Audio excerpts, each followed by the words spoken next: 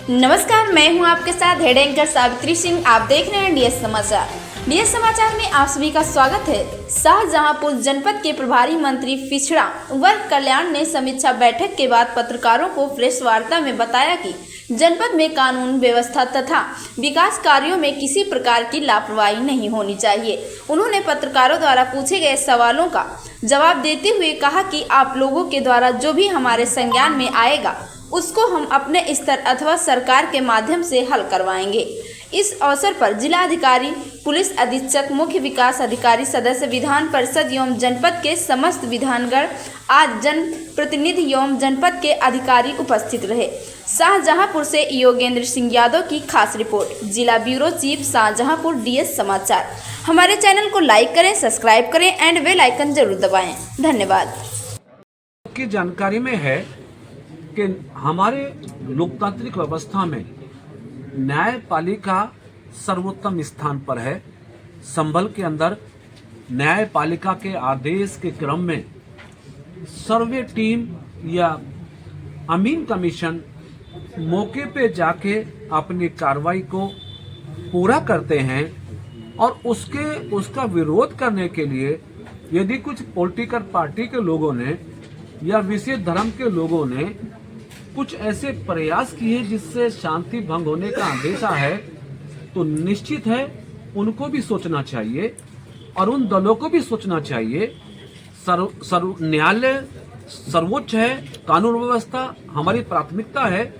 यदि उसके बाद भी कुछ लोग कानून को अपने हाथ में लेने की कोशिश कर रहे हैं, मेरे ख्याल से उन्हें ऐसी चीजों से बचना चाहिए। और सब इस बात को जानते हैं कि योगी जी की सरकार में कानून से खिलवाड़ करने की इजाजत किसी को भी नहीं दी जाएगी। जिन लोगों ने दंगा करने की कोशिश की है अथवा कराने की कोशिश की है, उन सभी के खिलाफ सख्त कार्रवाई होगी।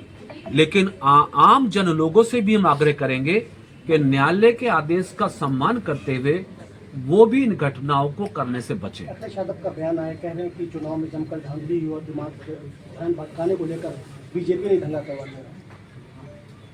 अखिलेश यादव जी या राहुल गांधी जी जब भी चुनाव हारते हैं वो ईवीएम पर सवाल उठाते हैं, उत्तर प्रदेश की पुलिस पे सवाल उठाते हैं, योगी जी की सरकार पे सवाल उठाते हैं। जब 2024 में वो 37 सांसद जीतते हैं, उनका नजरिया बदल जाता है।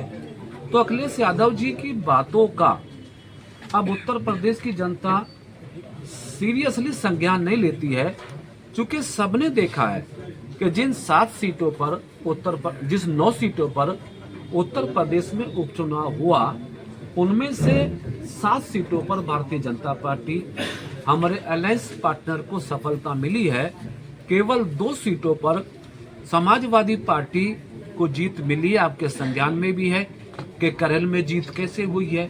एक दलित महिला अगर भारतीय जनता पार्टी के पक्ष में मतदान करने का उद्घोष करती है तो सपा के लोग उसकी हत्या कर देते हैं, उसको मार देते हैं। यानी दहशत का माहौल, ये जानते हुए भी कि डेमोक्रेटिक कंट्री है, योगी जी की सरकार है, इसकी सजा भुगतनी पड़ेगी।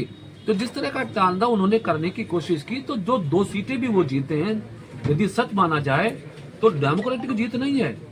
और उस पर भी मेरे ख्याल से अब प्रदेश की जनता संज्ञान ले रही है। बहरहाल अखिलेश जी का आरोप कि भारतीय जनता पार्टी पुलिस से जीती है, ईवीएम से जीती है, मेरे ख्याल से अब उन्हें इन आरोपों को लगाने का नैतिक अधिकार नहीं है। यदि हमें जीतना ही होता तो हम 2 सीट में थोड़ा जीतने देते, हम 9 की 9 सीट जीत जाते। तो उनका आरोप में दम नहीं है। अखिलेश और कांग्रेस के बाद अब मायावती जी भी मुकर हुई हैं, उन्होंने भी आरोप लगाया है और चुनाव न लड़ने का भी ऐलान किया जब तक ऐसा क्या है? अब बहन जी के बारे में क्या बोलना है। 5 सीटों पर जमानत जब्त हो गई है, संगठन सोच धराशायी हो गया है। जब पार्टी कोई लड़ नहीं पा रही है, वोट ले नहीं पा रही है, तो चुनाव ना लड़ना ही मेरे ख्याल से उनके पक्ष में। तो बहन जी ने ठीक फैसला लिया।